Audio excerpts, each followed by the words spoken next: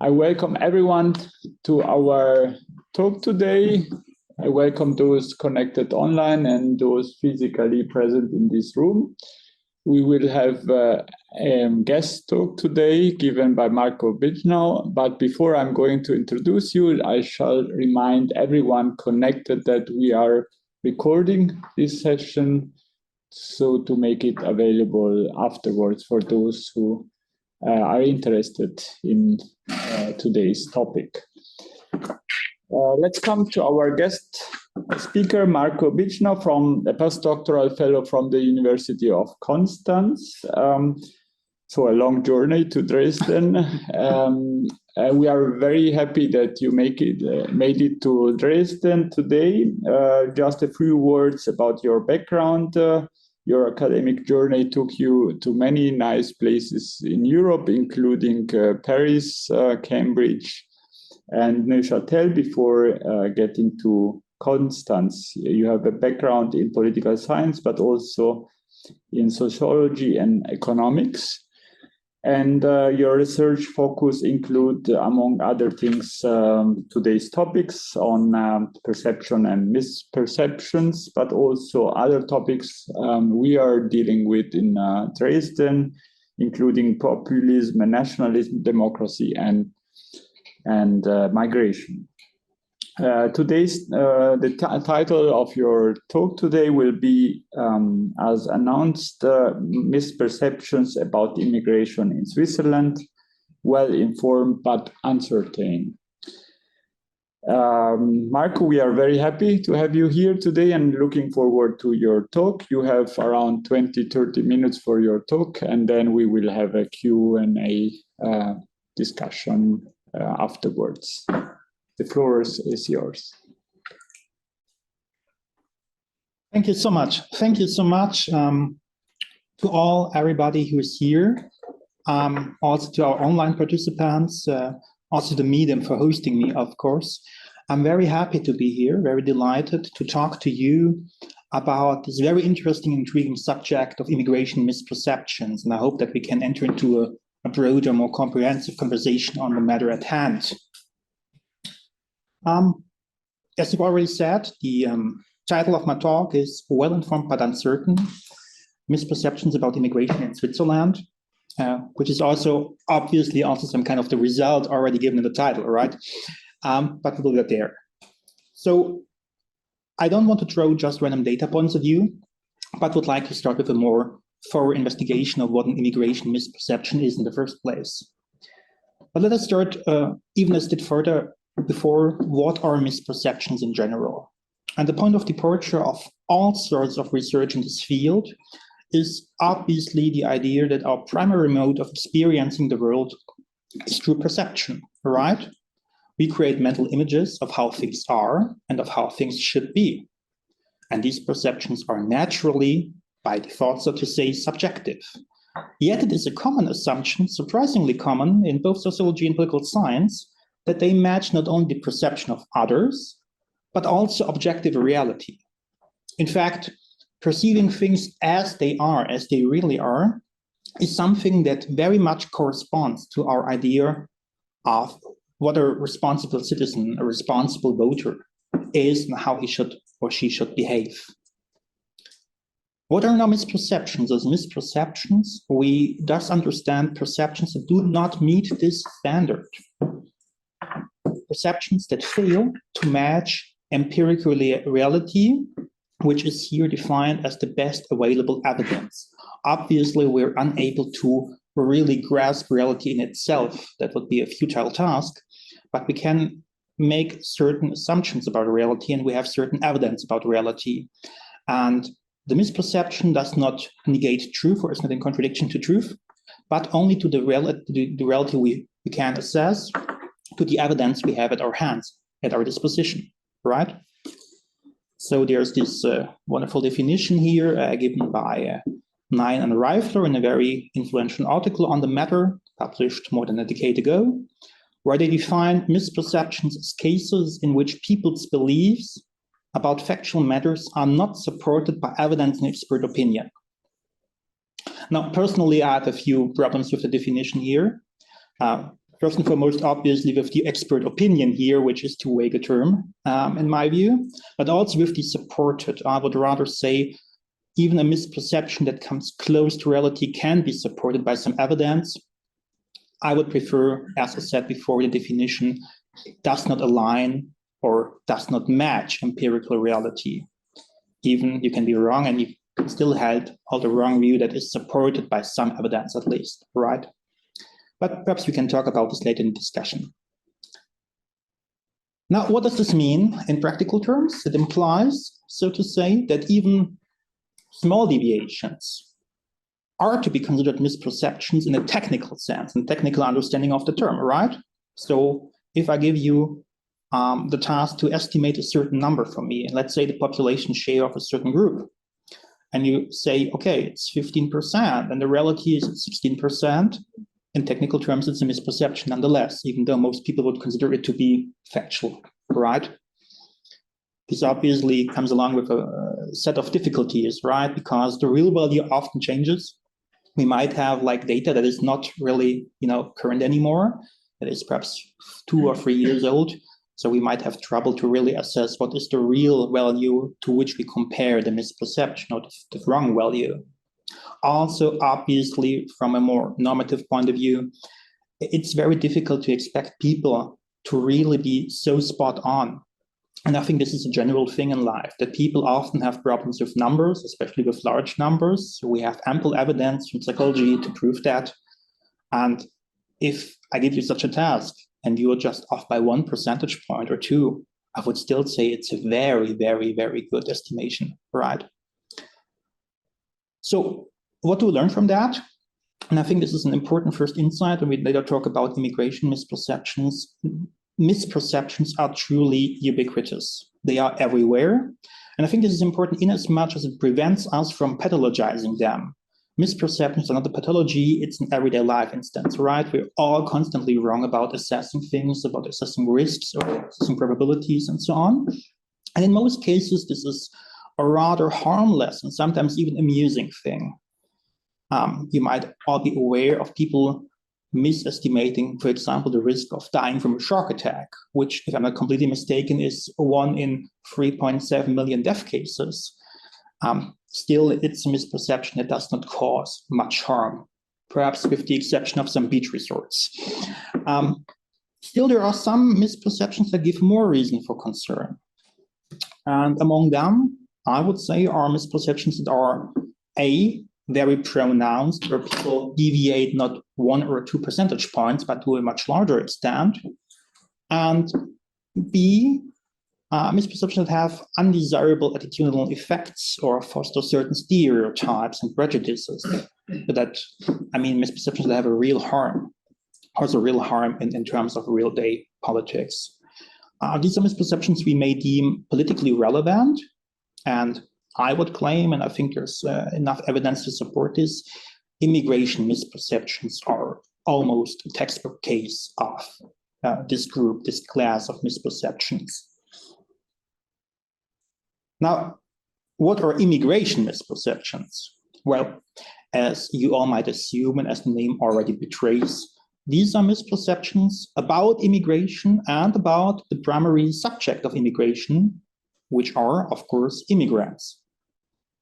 Yet, as the definition of who is an immigrant varies from country to country, from source to source, from statistical agency to agency, not all concern immigrants per se. The survey I will later talk about, for example, for Switzerland, does not really include data about immigrants, about people who have immigrated to Switzerland, but about foreigners, about people who do not hold Swiss citizenship or are not in possession of a Swiss passport.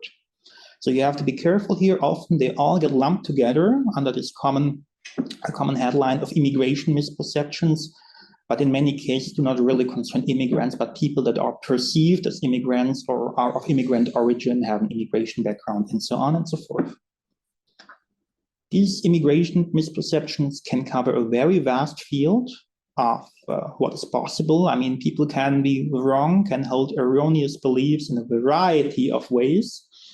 My colleague Philip Lutz, with whom I conducted this survey, and myself, we wrote a review article in the British Journal of Political Science last year, where we tried to systematize these misperceptions a bit more. We came up with three different classes, so three different subjects to which they relate. The characteristics of immigrants, where do they come from, how old are they, what is the gender distribution, and so on. Their impact, their effects on the host society, do they cause unemployment, are they a strain for the welfare state, and so on. And their governance, is the state in control of its own borders, are the numbers real, what about, for example, irregular immigrants, and so on. There are also links to conspiracy theory that may occasionally exist, especially when it comes to the governance issue, where people might hold conspiracy theories that are based on misperceptions or draw on misperceptions. And sometimes it almost appears as if certain conspiracy theories are just radicalized and systematized misperceptions that have assumed a certain consistent form or shape. Very important, I think, to say about immigration misperceptions is that, as a general feature, they are characterized by a very strong negativity bias, which I think is an interesting insight. So we know from countless studies that people tend to believe that immigrants are more numerous, less educated, more often unemployed, more culturally alien, etc., than they actually are, and not the opposite. There are very few instances where people hold misperceptions that are positive, that people think, okay, more immigrants means less unemployment, even though we know from empirical science that immigrants are one of the group that is most productive when it comes to creating new jobs, new employment opportunities, and so on. So this is very strong negativity bias. And obviously there's debate how this relates to threat perceptions of immigrants as a threat, and what is the cause here and what is the effect, right? Do people perceive immigrants as threatening and then hold misperceptions as a response? Or do they first hold misperceptions and this is a cause for perceiving them as threatening? It might be both. Two last points before we come to the more empirical side of the presentation today, because I think it's really important to be clear here, and the terms can be confused, can be conflated very easily. First, like all misperceptions, immigration misperceptions are not value judgments. This is quite often conflated. For instance, one may consider the specific migration policy has adverse effects, but still support it for other reasons. So it's not about delivering a normative judgment of whether the presence of immigrants is good or bad or harmful. Even statements such as immigrants are good or bad for the economy are not misperceptions, because being good or bad for the economy is not a definite term. I mean, that could mean everything. If you say immigrants are more likely to end up unemployed after 2 years, you can check this empirically. This might be a misperception if people hold it. But to say they are good for the economy or bad for the economy without specifying what exactly you mean is not a misperception, it's something else. This is something very interesting, just an interesting stat I came along some time ago. It's from 1990. It was then covered by Nadeau and al. In a also famous article about numeracy, so the inability to really deal with large numbers. And even in 1990, the average American thought that America is 32% Black, 21% Hispanic, and 18% Jewish. Well, in theory, people can be all of that at the same time, obviously, but I guess if you add the numbers up and think there are not major overlaps, you already see that 30 years ago, without really the internet as a mass product, without conspiracy theories being so prominent in the public sphere, people were already quite wrong about their fellow Americans and to which groups they belong. Would be interesting to see similar numbers for today, but you get an idea of how prevalent these misperceptions really are and what kind of space they occupy in the cultural mentality of entire nations. Now, let me talk a bit about the survey I'm about to talk to you today. It is a survey I conduct together with my friend and colleague Philip Lutz from the University of Amsterdam. A free University of Amsterdam, I have to say. There are two of them, after all. And today I will show you the first results. Formally, it's a pretest of a new survey on immigration misperceptions in Switzerland that was developed together with Force, with 1,500 participants. This survey is part of the 2023 edition of the Mosaic, which is a Swiss-based extension of the ISSP. And we expect full results of around 8,000 to 10,000 respondents by January 2024. Given the large pretest sample, we still don't see much reason to expect large differences from the data we have now. Switzerland is a quite interesting case to study in this context. And when it comes to misperceptions more generally, I would say, for it is a country characterized by very high migration levels. I think there are a few countries in Europe with higher immigration rates, perhaps Luxembourg or a few other microstates. Luxembourg is not a microstate, but you know what I mean. And a large number of permanent foreign residents, mostly either from Germany, France, Italy, from the Balkans, but in more recent years also from the emigration hotspots of the world, Afghanistan, Syria, various African countries such as Nigeria. In the few cross-national surveys that exist, there are indeed very few that really cover immigration misperceptions from a cross-national perspective. Interestingly, the Swiss have performed comparatively well in their estimates. So people who are most off are often the French and the Belgians and often the East Europeans, but the Swiss perform quite well. After all, there might be various reasons for that. The country's plebiscitarian culture, perhaps, which often leads to debates about immigration, which helps people to memorize certain numbers, certain figures as some kind of anchor values in the discourse, politicization of immigration, etc., etc. We did not just conduct a survey, but there are a few challenges to which we want to respond via this survey. Challenges to characterize the work on immigration misperceptions for a while. And while we would never assume that we can perfectly solve these issues, we wanted to address them within the realm of our possibilities. First, most research on immigration misperceptions, as you might already imagine, focuses on the immigration and the immigrant population share, right? So the question that is typically asked is, what do you think? How many immigrants do live in your country, in your neighborhood, in your region, in your city, etc., etc.? This has recently changed somewhat. There is now other research coming out that covers more aspects, but it is still the cause of a certain empirical one-dimensionality. Second, there is often, and I think this is even more important, no clear-cut distinction between misperceptions, we remember people believing in something that is wrong, and mere lack of information. So people guessing without actually believing it. They give you a number, but they're not really convinced by that number. This could obviously lead us to overestimate the degree to which people's perception differ from reality, because we assume that people who give a wrong number actually believe in it, when it might be just an elaborate guess. And even those who believe in it might not all believe it the same, right? Some people are more convinced about their own opinions, others are less. How do we respond to these two challenges? First, we introduce in the survey a new item battery. An item battery that is supposed to cover more than just the immigrant population share, and that aspires to do so in a structured manner. The battery itself consists of 8 items. We have a few more prepared, but in the case of the survey here, we had to deal with formal constraints, so we had to restrict ourselves to 8. Out of these 8, 2 relate to general innumeracy. These are these traditional questions: how many immigrants and how many refugees within the immigrant subgroup?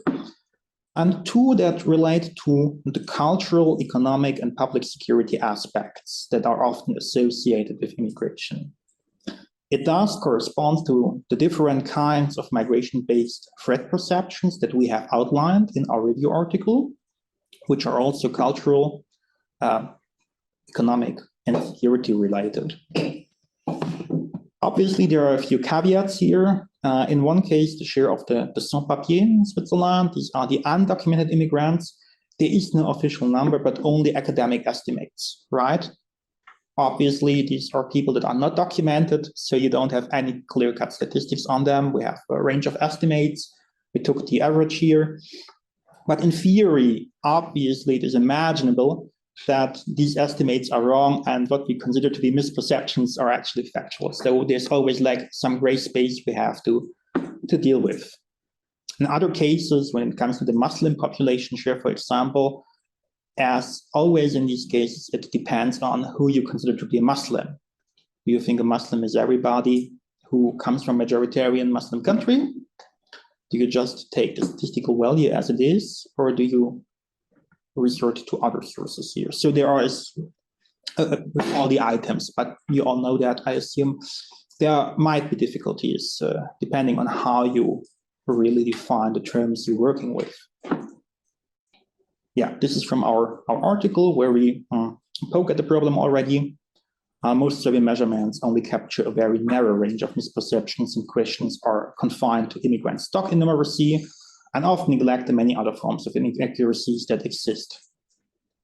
This is the battery. So we have the share of, again, these are foreigners here. We have to be careful because the Swiss Statistical Agency only gets results for foreigners. Share of foreigners among the Swiss population, the share of refugees among the foreign population. Then we have the more cultural demographic questions, share of Muslims among the foreign population. Then something that is important in the Swiss context, share of EU citizens. We have the unemployment rate and the share of tertiary degree holders, which cover the economic aspect. And we have the share of foreigners among those convicted of a crime, and the share of sans-papiers among the foreign population, which broadly cover the security aspect. The former is more about public safety, and the latter is more about government control. Very briefly, to address the second point, the distinction between real misperceptions and just misinformation, or lack of information, we introduce here a certainty measure. To distinguish between genuine misperceptions and the mere lack of information, we ask our respondents of how certain they are of their response. Likert scale 0 to 100% in steps of 10% incrementally. Values are then converted to a 0 to 10 scale with a value of 0, meaning complete ignorance. People admit, I don't have any idea. It's really a random guess. And a value of 10, meaning that people believe that they are completely certain about the answer they have given. Yes, no, don't know option. So people have to give or have to assess their own certainty.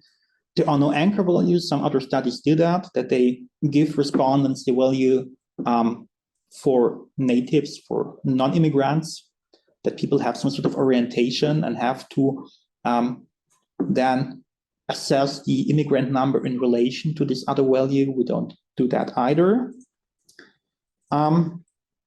And obviously, if we have both the level of accuracy or better inaccuracy and the level of certainty, we can combine them. And this is now where the results part begins, evidently. So this is what we got for inaccuracy. Now, you know, statistical programs are sometimes a bit like weird. So in this case, I just realized a few hours ago that what you see there as accuracy should obviously be inaccuracy, right? It's inaccuracy. It's the degree to which people deviate from the real number. So you have on the x-axis the accuracy, on the y-axis the frequency. Obviously, you cannot always have a range until 100 because sometimes it's not logically possible. If the real number is 30%, the maximum inaccuracy would be 70% if you say it's 100%.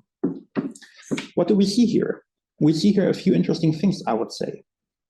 That people are not that bad, actually, at guessing or at estimating, right? So you often have these outliers, but especially when it comes to more controversial items, think about the share of Muslims. You see number 3 here. It's not that bad. It's not that bad. We have a few more outliers when it comes to immigrant crime. Crime is really an interesting variable because I think there are a lot of misperceptions attached to it, but the results here are a bit more over the place. But in most cases, people are within a range of 20 percentage points deviation, which is really not that bad compared to what we know from many other surveys in many other countries. EU immigrants, also a bit of an outlier here, but undocumented immigrants, for example, I think the real number is 2-point-something%. They can be really, really much off. If you say 10 or 15 or 40 or whatever, people are not that bad. Now let us have a look at certainty. Certainty is also interesting in as much as a plurality in all but one items admit, okay, the preferred certainty we assess is 0, right? So we have the exception immigration innumeracies, the total population share, the first one, where most people are, okay, it's more of a middle-ish, 40, 50, 60% perhaps. But in most other cases, the figure really tilts toward the left side, that people are very uncertain about their beliefs and about what they assess as the real number. It's particularly pronounced here also for crime, for unemployment, for the refugee share within the immigrant subgroup, for undocumented migrants, education, it's less. But you see, people are really, really, really uncertain if they have the chance to express their uncertainty. Now, what happens if you, I had these wonderful special effects prepared for you, but before I had to convert this to a PowerPoint, I now ruined it. My apologies. My apologies. Now, what happens, and this is a bit more of the experimental, we're still trying to figure this out. If you combine both inaccuracy and certainty, all right? So what you have here is like that we say misperception as a variable is the combination of inaccuracy and certainty, and we just multiply both values. So we have the deviation, let's say, for example, 30%. Real number is 10, you say 40, it's deviation of 30%. And you say, I'm 40% certain of that. Would be 30 multiplied by 4, 120 on the scale here, right? Obviously, the scale is a bit, you see the problem there that you have some extreme outliers, which then make the scale a bit hard to study here. For other purposes, people that might be trolling, might be serious, I don't know, but people who say, I'm very certain and I extremely deviate from the real number, and then obviously you have very, very high numbers, which gives us the impression we're seeing here. But still, in most cases, even if we take this into account, when you combine both the level of inaccuracy and the level of certainty, you get a very, very low end result in most cases. And if we really say misperception needs both, people have to be wrong, but they also have to really believe that they're wrong, right? They have to believe in something that is wrong. And if somebody says something and this is completely wrong and it's, it's just a guess, it's not a misperception. If we really operate from these tenets, I think it's really interesting that you end up with very low values for what might be the real misperception that people harbor. Let us take a close look at the scatter plots to see if there is a relationship between people who are uncertain and people who are particularly wrong. And you see in most cases, not really at all. You have a certain relationship when it comes to the Muslim population share, for example, also to the unemployment, but these are very, very few values, as you can see. And if you have a closer look at the Muslim population share, for example, you see these values there in the upper right corner. So people think that, give a number that is 80% off, more than 80% off, if we say the real share is about 6 to 7%, okay, in Switzerland might be a bit higher, but people have given values of 87, 88, 89%. So obviously, one could debate how seriously these values should be taken, right? And they are responsible for that the loss curve is a bit going up there. But ultimately, we cannot say much in terms of relationship, right? So it is not that people who are really certain are also prone to harbor misperceptions to a larger extent, but also not the contrary. What are the conclusions we can derive from that? Well, it seems that the Swiss are relatively well informed. Obviously, relatively is the keyword here, about most immigration matters, or at least those we have asked for. There are rather few respondents who are off in their estimates by more than 20 percentage points. However, at the same time, they are also very uncertain about their estimates, especially when it comes to more specific questions. In all but one case, you remember immigration innumeracy, a plurality opted for 0% certainty, and then 10, 20, 30 often. Interestingly, there are a few significant inter-item differences. The most notable observation is that people tend to be more accurate in their estimate of the total immigrant population share and less accurate in their estimates of immigrant crime and the share of EU citizens. This was this year, you remember. So we see EU immigrants and immigrant crime, where we have rather high accuracy, and we have immigration numeracy, where it is lower. But there is not much of a relationship, of a direct relationship, as much as we can observe right now, between accuracy and certainty. So those who are very certain of their beliefs are not necessarily more accurate than those who are not. And in some cases, we also encounter this phenomenon of people who claim that they are very certain about the number they give, but they give a number that is still highly inaccurate. These are outliers, and we have to think about how to treat them. But there is not like what you would expect, that people who are very certain are more accurate and people who are less certain are less accurate. There are evidently, and this is to come to the end, a few caveats and also perhaps some issues that would make for a good discussion. That's the results. So as highlighted, there are several difficulties concerning the data to which misperceptions are compared. I think this is a structural defect, and there are often elements that cannot be solved so easily.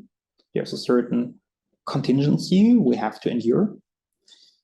Ranges from the fact that the available data is mainly about foreigners, I mentioned that, as compared to real immigrants. In Germany, it's different, for example. In Germany, it's hard to get data on foreigners, but more easily to get data on people with an immigration background. But obviously, what makes an immigration background might also vary from country to country. Some countries say second generation, others say third generation, and so on, which makes it particularly difficult for comparative studies. Then we have difficulties to ascertain, for example, the number of the sans-papiers.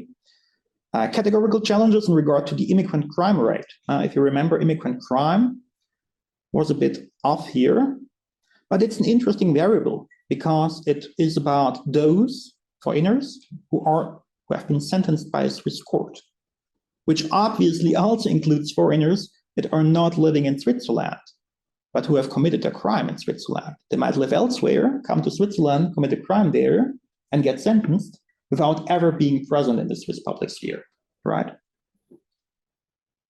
Obviously, could also work with different variables, such as the share of immigrants in prison or foreigners in prison and so on. Then the data is often, again, outdated or has other structural deficiencies. As regards the combined value I've shown you, so the combination of certainty and accuracy, there's a certain bias, obviously, as you might have noticed, against those expressing any degrees of certainty.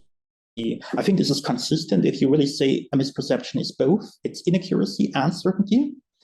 But obviously, if you are very certain and you have a moderate deviation, you get up a very high number here. And if you say, I have no certainty at all, but you're completely off the mark, you might get a lower value, in fact. So obviously, there's a structural bias if you consider both equally against those expressing any kind of certainty at all. Then there are the larger questions. Should there be a more stringent line between what counts as misperception and what does not? For instance, I talked about this earlier.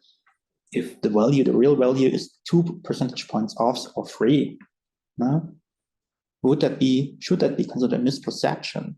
Or should we say, for example, anything exceeding 1 standard deviation of the actual value is a misperception? Then in other fields, when it comes to misperceptions more generally, we have a problem of response instability. So there are other studies that work with certainty, often more isolated, but not with immigration misperceptions. And there has been recently an article by Matthew Graham in the American Book of Science Review, if I'm not mistaken, where he says, okay, people who give a certainty level of 0% and people who give a certainty level of 50%, it's both educated guesses in the end. Only people who really give like a high certainty number should be considered. And you see the quote here, those who report middling values are in fact giving an educated guess at all. But these are just a few of the elements here about which we can talk. Perhaps as an outlook also, again, we get like the full big number, the full big sample in January. We have also, or currently working on a few experiments regarding immigration misperceptions that we have conducted in Germany. We also worked with a German sample. The way we take on these data is a bit different. It's more about control perceptions, threat perception, and so on and so forth. Again, there are also certain statistical differences between the data we can get from Switzerland and data we can get from Germany or any other countries for that reason. But I think it's really a very intriguing subject, and focusing on certainty shows us that in many cases, just looking at the ordinary values, okay, people are off by a lot, is not necessarily helpful if we really want to address misperceptions as a more holistic concept. And this might also be your implications, for example, to the very important field of countering and preventing misperceptions. What are tools, what are strategies, what are possibilities to correct them without giving people, reasons to show reactance to the correction efforts.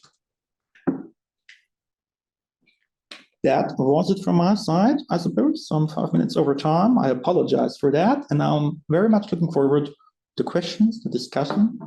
And I would like to thank you all very much for your attention.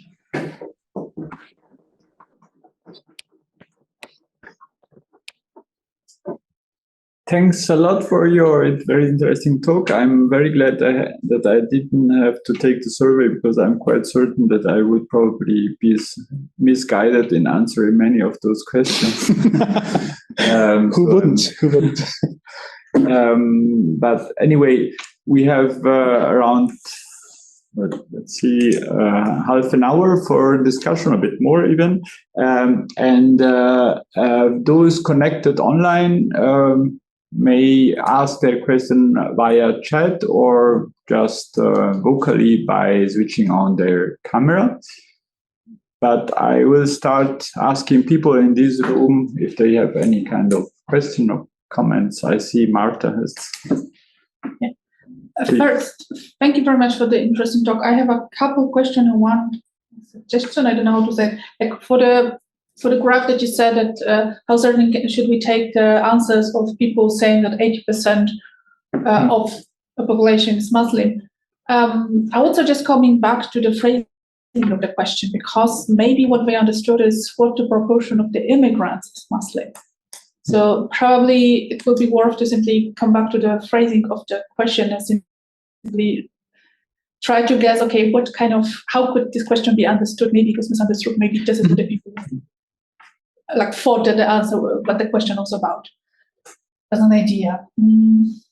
Then, do you also have some data about the subcategories of the population of your sample? So basically, some social demographic or other certain groups that are more certain or more correct, social demographic, political, left, right, yeah. Education has to be higher or something like that, or something. Can you tell us something about subcategories of the society?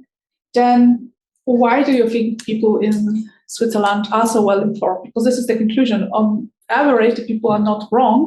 Is it the media? Is it the educational system? Like, why? Because, other countries can probably learn. And another one is that this kind of uncertainty, and I think to what extent would it be fruitful to control for some psychological features or something like that, maybe Big Five, so the kind of personality traits, or it's kind of a classic questions, do you think that most people are smarter than me or not, or things like that, or self-perception. Because there might be some kind of a clue. Absolutely. Shall I respond directly? Please. All right, Marta, right? Okay, thank you so much for these questions. And obviously, you touch upon a variety of important issues here. How are the questions understood is always a question. And the question here, the meta question, so to say, is whether you treat misunderstandings as part of the misperception or not. So if people misunderstand the question, is this already a part of conflicting categories? And this is already something that is part of the misperception complex, or it is something you should structurally counter? In this case, we have decided also because we had some sort of formal constraints here in the way we phrase the items, which have undergone a lengthy process, together with our colleagues in Bern, that we say, okay, if people do not really understand them, we have given a brief definition of what we mean by Muslim, for example, here, as we have done for the other categories. For example, sans papiers, people often don't know directly what we mean by that. We have given definitions for that as well. And if people still get it wrong and we say, okay, then it's part of how they perceive the term and how they misperceive the term, right? So we cannot obviously completely exclude that people are still wrong in a more innocent manner, so to say. But this is really some sort of contingency we have to live with, I guess. And of course, we have a lot. This is still work in progress. A lot of determinants we're looking into. For this kind of presentation, I just thought it's important to really show, okay, certainty to really show this new battery. But obviously, what is also part of our research agenda here is to look into determinants, what causes misperceptions. And then we have all these different items. Political trust, for example, is an important thing. Also media consumption, also obviously ideology. We know, for example, from the literature, that the typical determinants of harboring immigration misperceptions are an authoritarian character, are a lot of social media consumption, are a lot of belief, so like the susceptibility to believe others, so what they hear, what they learn, are obviously to some extent also so the demographic variables. So typically, women are more off and young people are more off than men and older people, but they're also less certain. We know this from another strand of literature. So there are a few different directions in which we can go here, and we definitely have this on our agenda. Why Switzerland? Well, I'm not Swiss myself, so I'm very unbiased here. I guess there is a general trend, actually, that we can see from countless studies in the field, that people are often more likely to be accurate in countries which have very high immigration rates. Ipsos has conducted a survey a few years ago, a more global survey. It's I think only 700, 600 respondents per country, but it's still nice to really leave the European bubble for a moment and approach the field more holistically. And it's really interesting that all over the world, we have countries such as Qatar, Saudi Arabia, Singapore, Luxembourg. So countries which are with a high number of immigrants, where people are the most accurate. On the other hand, we know from studies in the US that if people have a lot of everyday contact with immigrants, they go into a different direction. They become less accurate because it's an extrapolation that they do, right? They think, okay, in my neighborhood, in my quarter, there are many immigrants, so this must also be the number for the entire country, right? So I think this is something that plays a role here in Switzerland. Then obviously, and I think there has been some research on that, the idea that migration is persistently in the news, and it's also the subject of many referenda, with a lot of information campaigns and so on. So for example, this number of 25% immigrants in the Swiss population, this is a number that has been well established in the different campaigns, and it's also a figure that you can remember quite easily, right? 25. It's not like 32.7 or something. And if you really have this number being repeated in the discourse all over again, at some point, I think it might stuck, especially if it's a population that is not that large. It's a media environment that is not that diverse, that people really have access to 10,000 different newspapers and so on and so forth. So small countries, high immigration countries are typically better here. I won't comment on the Swiss education system, but I think there are a few points here. Nevertheless, I think the more important point is not necessarily why Switzerland, But is Switzerland here, when it comes to this combination of accuracy and certainty, is Switzerland here an outlier?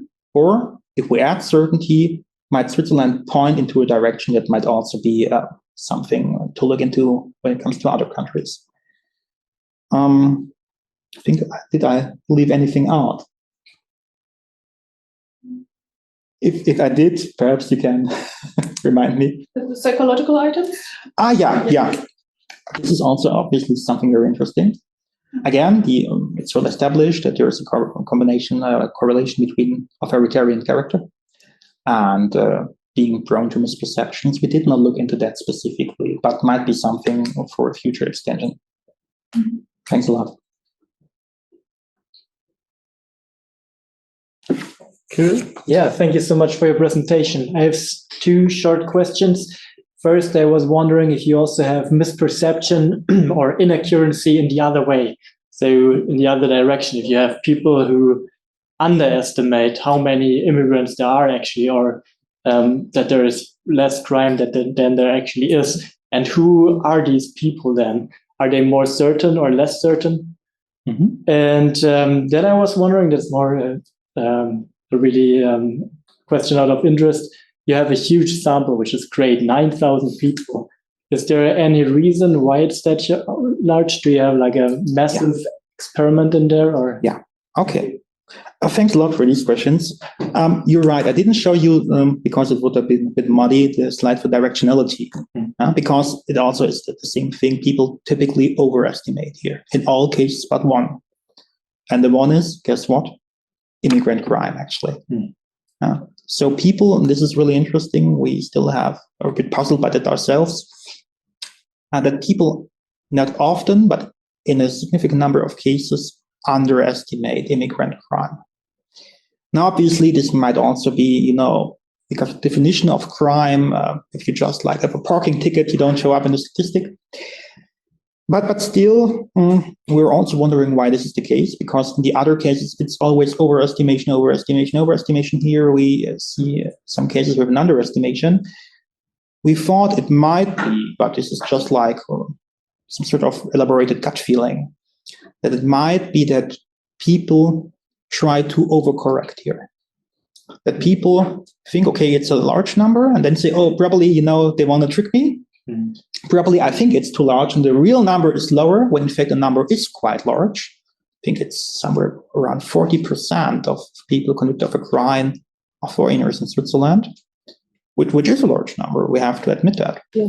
And then people, have a mental response that goes into the opposite direction. Okay, they probably want me to give a large number, so I give a lower one because they don't get me here on this question, when in fact they're mistaken.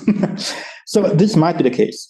This is really something. We also have a bit of muddy results for EU citizens, but this is also variable. It's very Swiss-centric, obviously, and which, as far as we can see as of now, correlates very strongly with the canton in which people live, right? So people who are in more urban cantons who have everyday encounters with EU citizens have higher estimates here. But immigrant crime is really an outlier here, and we're looking forward to go deeper into that, just to answer the question, because otherwise it's a bit overestimations all over the place. Second thing is, again, this is not a survey we conducted ourselves and say, hey, let's get this large number of people.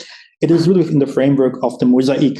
There are very formal criteria for conducting such a survey, which is also why I can also give you a rough estimate of the real number of respondents. I think the last version of the mosaic had 10,200 or something. So this is an item battery. This is a module within the mosaic, which also consists of a few more other modules and tries to expand on the ISSP. For the German experiments I mentioned earlier, we have a sample of around 2,000 something, I think. And there we have experiments that we really say, okay, we have a primary, we have a threat treatment, we have a control treatment, and then we look into that. In this case, we're organizationally bound to certain requirements, and which makes for great sample size, but also restricts us in other ways. Thanks a lot. Giovanni? Yeah, thank you, Marco. You made it really clear that this is an in-depth study about Switzerland. And of course, there's for sure a lot of difference with other countries. But still, I would like to ask you out of curiosity, do you think it is possible to draw some general conclusion or to see some general tendencies? Or do you have other studies you can compare your study to? Yeah. And I don't know, something in Europe or... Well, I think I already mentioned that before. I would be very careful to say, yeah, I can generalize based on the data I've got here, or we've got here. I think there might be something in as much as certainty is considered, right? I think when it comes to accuracy, we have evidence that there are differences between countries, which might depend on a variety of reasons. Also, especially in the global context where things are even a bit more or a bit less evident and less clear. But I think certainty more than inaccuracy is something that might potentially have some sort of generalizable relevance here. Because in the case of accuracy, it's clear that there are a variety of factors involved. In the case of certainty, it's not that clear, and I'm not sure if it to the same extent depends on contextual variables here, right? That people feel certain. I think this is more about certain sociological traits and factors and aspects, and less about the environment and the media consumption and the attitudes, actually. Still, I would be careful here, otherwise, because it's recorded here, and if I say we can generalize that, I might be in hot waters in a year from now. But yeah, this would be the long-term goal, to really try to establish this in a comparative manner, especially in this aspect of combining accuracy or inaccuracy and certainty. Again, difficulty is to really have the data that is comparable, because if you look at the previous studies, often you have interesting results, but then country A has a different definition of immigrants than country B. And there might be something, but depending on your standards, it's not clear how comparable it is at all. Sometimes you have data that is 5 years old.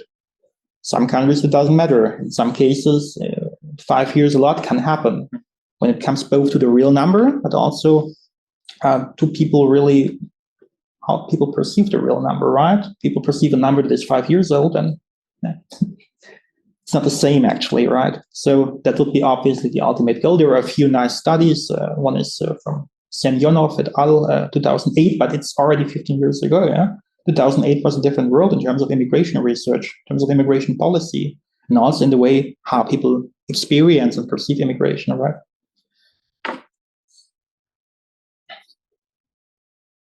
Further questions? Marta.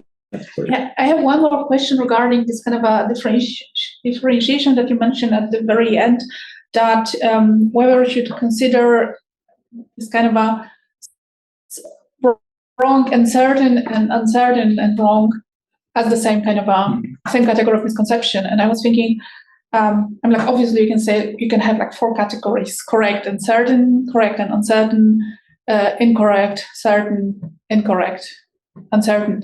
And then, I mean, like, would it be relevant to actually treat it as 4 different categories with some fancy names for that? And it's like, I'm thinking like some sort of cluster analysis, and so to see, okay, do they actually sort themselves according to some socio-demographic categories, or maybe regional categories, like you said, the cantons that are more urban and rural, or linguistic differences. Or maybe do we see this kind of a pattern across all categories? So if somebody is uncertain, they're uncertain throughout the battery, or do they differ in a certain question? That also actually be quite interesting to see. Mm-hmm. Right. I mean, like, that would make for a wonderful 2x2 scalar, right? You know, and uncertainty in accuracy matrix, so to say. Yeah, that might be. But the question is, where's the cutoff point, right? A bit. So at what point do you think, okay, this is now certain and this is now uncertain? To really say, okay, certain means really 80% plus, and anything below that is uncertain? Or do we say it's just like 50-50? But then again, having this stringent, this fixed categories might be difficult sometimes. Also with the accuracy, I mean, it also depends on the item very strongly, right?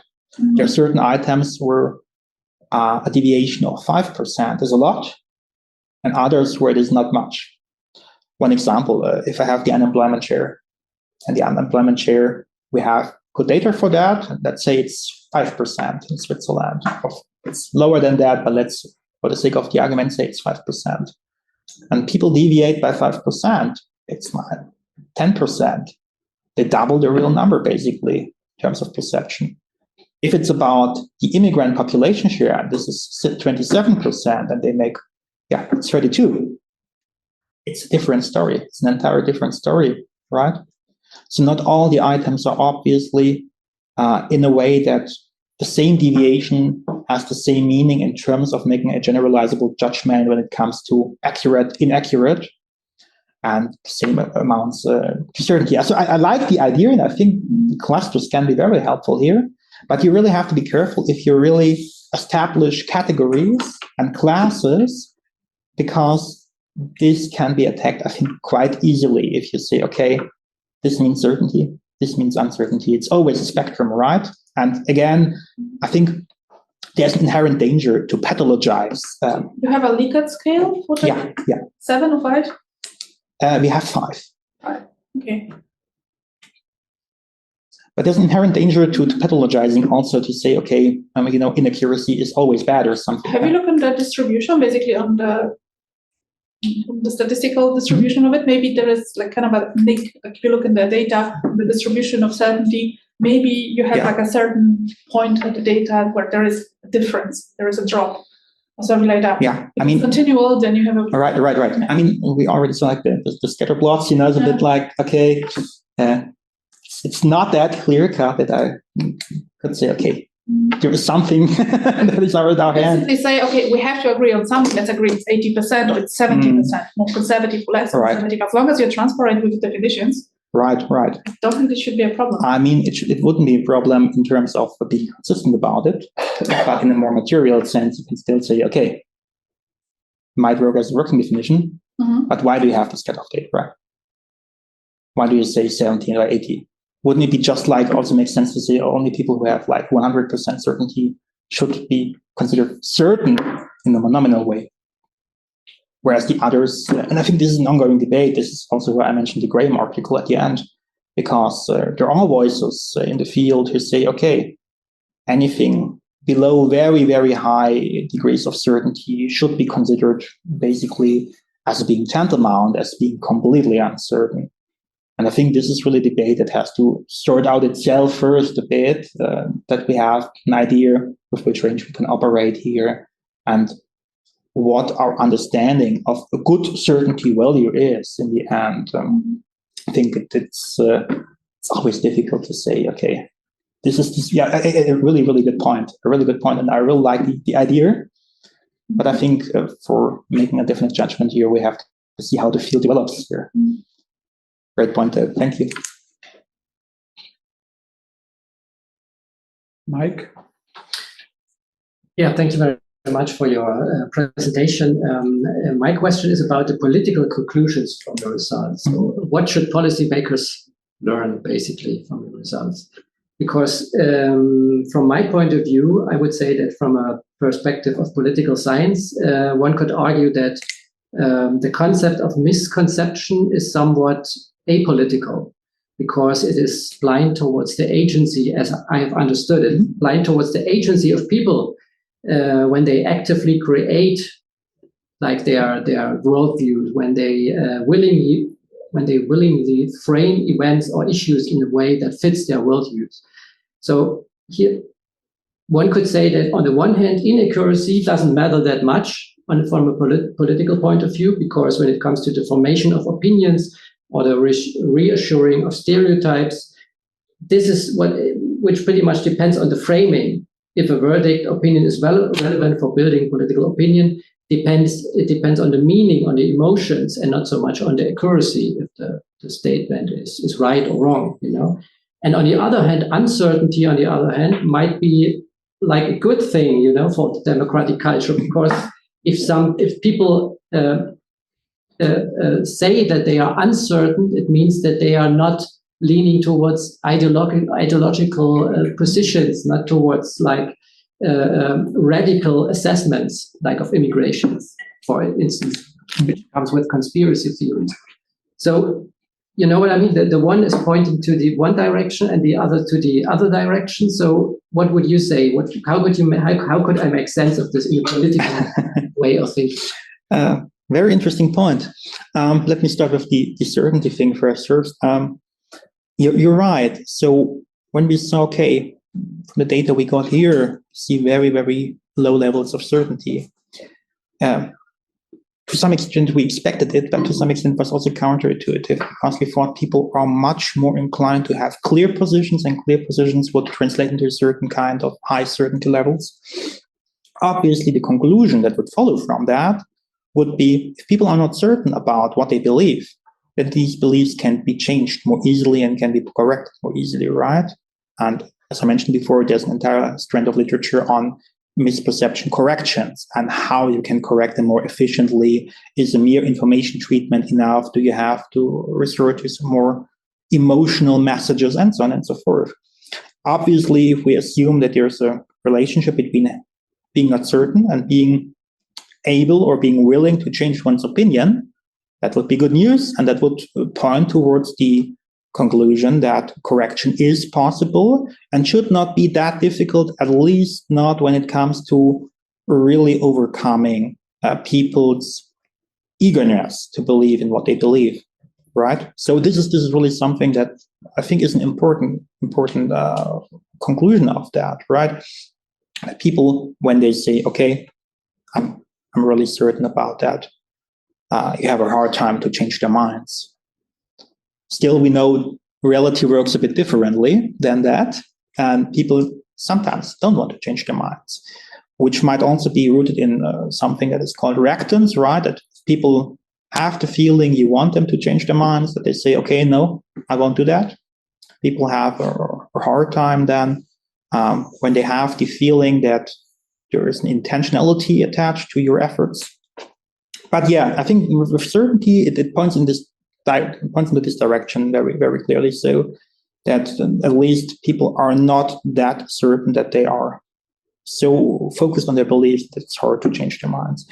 With accuracy, again, it's relative, I would say, right? So we all are wrong all the time about all the numbers in the world, more or less. Even if I would like ask this esteemed audience here, give me some numbers for the values here, for the items here, I think most of us would be wrong to some extent, right? So with inaccuracy, I think the issue is more, what do we think is a good number, given the many biases we're prone to, we're susceptible to, and what is a number we can work with, and is there a certain kind of number or a certain kind of deviation that really is in itself so irrational and so decoupled from reality that we identify as problematic. So I think with accuracy, that the thing is not so much people are inaccurate because people are all the time inaccurate. But I think if these inaccuracies are clustered when it comes to certain items, or if these inaccuracies go into a direction that is really not matching reality at all, it's not like 10 or 20% deviation, I think this is really something that might serve as a warning sign. That we see, okay, there is something going on here that exceeds, that goes beyond what could be expected here. Again, I think the matter in principle is that in the case of immigration misperceptions, the issue is a bit more sensitive because these misperceptions may have a real impact on how people think about immigration. Often you have like this narrative, okay, I'm not against immigration per se, but the numbers are too high. There are too many of them here, right? And this is obviously something where this links directly to people's attitudes and people's policy preferences, even though these people might not be anti-immigrant in any extended sense of the word. It's more about the numbers game. And if they are completely off by 40 or 50 percentage points, I mean, this is quite something. If their attitudes and their preferences rest on that, this is something where some action would be required, I guess.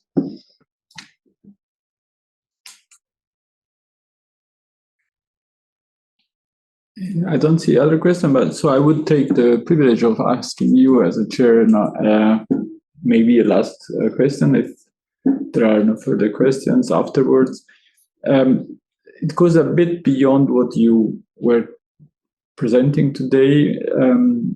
I mean, the implicit goal of research on misperception about migration is usually the assumption that if people are more informed about numbers, backgrounds, goals of integration, they may change their view on migration. And since most people or many people are negative about migration, they may change their opinions.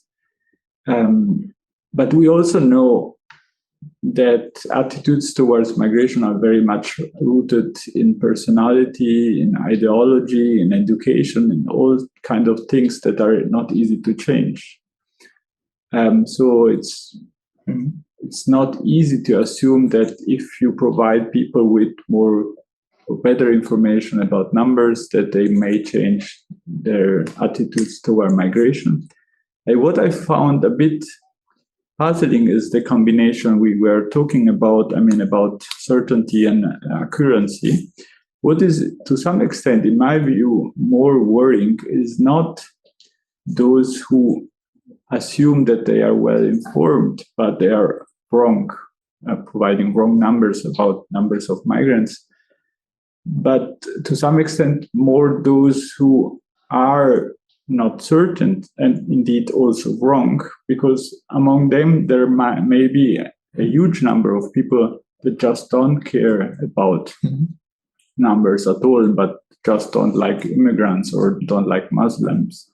So it's what would probably have been interesting to know is how much they do care about crime by migrants, because what I would find worrying is that many people do not have any idea of numbers about crimes by immigrants, but they do still, they are very much worried about it. So the combination of being worried about something and not knowing anything about that, that's probably the most worrying aspects about the survey. I don't know whether you have any information about how much people do care about these aspects of immigration. Right.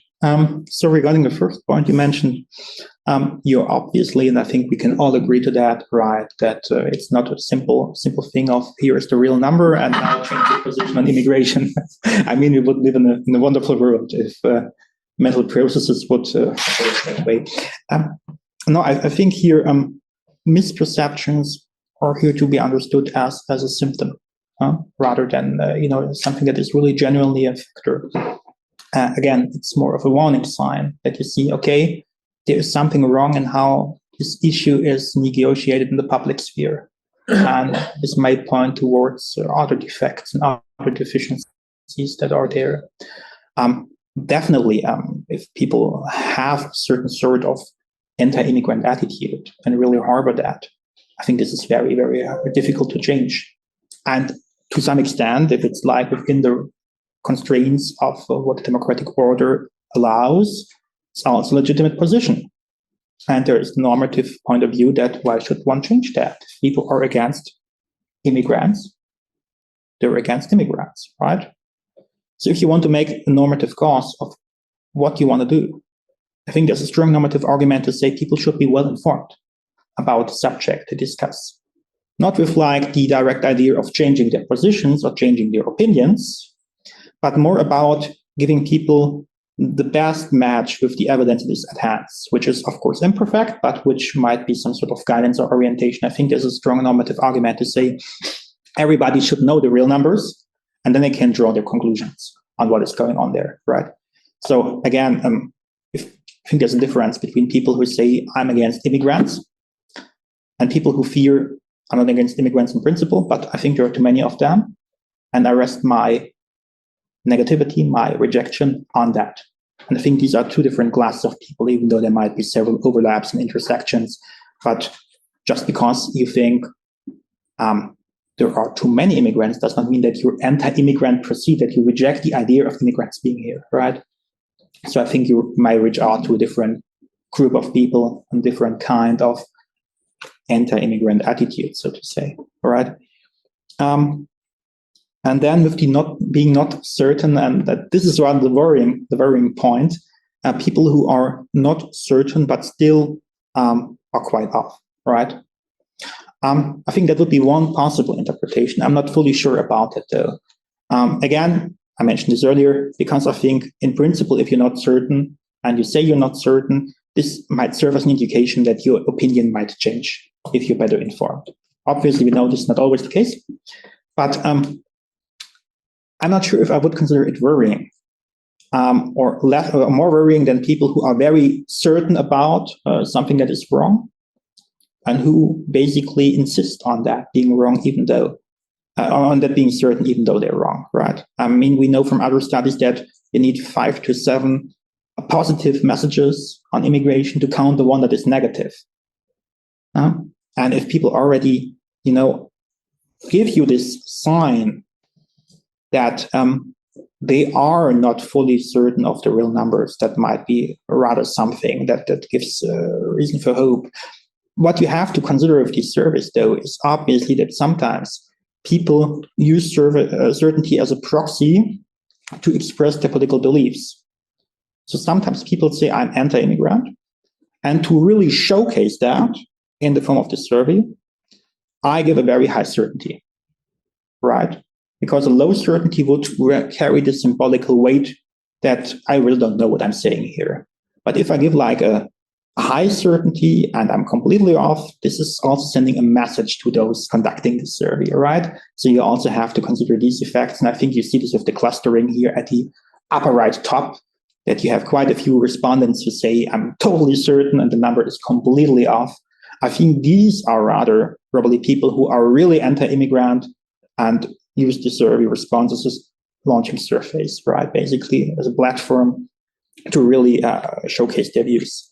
But I think it's an open debate in the end. If you rather want to have an audience that is wrong and uncertain with all the problems you've mentioned, or if you want to have an audience that is wrong and certain about it, I think the correction argument would speak in favor of the latter. But I guess there can be arguments that can be marshaled in favor of both.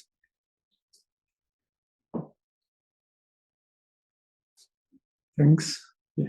I see 2 further questions. Marta and Giovanni was first. Sorry for the many question mark. No, more the better. No, I was showing that Giovanni had Sorry. No, I just don't remember if I already asked you this question, but did you find some interesting geographical differentiation? For example, I don't know, city periphery or the different cantons or something? Yeah. So for this, we really have to wait for the full results, unfortunately. I think they do it even by, not sure if by communities or by the personal numbers or just by cantons. So I can only say what has so far been researched on the matter, because it is a clear rural-urban divide, obviously. But I think it is being trumped by really exposure to immigrants, right? You can be in a big city and still live in a quarter where you have very little contact to immigrants, and you can be, in the countryside, but in a region or in a suburb or in a city quarter, small town, where you have a high degree of immigrants. Obviously, Switzerland is very special in as much as you have cantons such as Ticino, right, down there, where obviously Italians are not really perceived as being immigrants, right? And obviously you have the linguistic divide, that you might perceive somebody speaking French and coming from Paris as more of an immigrant in Zurich than in Geneva, where he probably blends in quite well, right? So you also have this aspect to consider. Perhaps also this survey has been conducted in 3 different languages, Italian, German, and French, to cover all the different language regions in Switzerland. And in Switzerland, it's often about what has been termed so aptly the Rüstigraben, right, between the French-speaking cantons in the west and the Deutschschweiz, the German-speaking cantons in the center and north. I would expect that if we see any difference there with the full sample in the end, it would more be along those lines. So rural-urban is a cleavage that is increasingly important also in Switzerland, but more traditionally, it's about the Romandie and the Deutsche Schweiz. And traditionally, Romandie is more migration-friendly, which would probably translate in our case that we expect people are less likely to really harbor big misestimations, misperceptions. Also, if you look, for example, at the most recent migration of our referenda, you have much higher rejection rates in the Deutsche Schweiz. And if we say there is a link between those, between being anti-immigrant or rejecting the idea of immigration and being more prone to misperceptions, that might be something that appears there. But I will definitely, together with the other elements, the determinants, share this with you all once they are available to us. Thank you. So this was very nice. Thank you again for your interesting talk, which was very interesting. We didn't have any talk about misperception on migration so far, although we are working on migration since 2017. So it's something very interesting for us.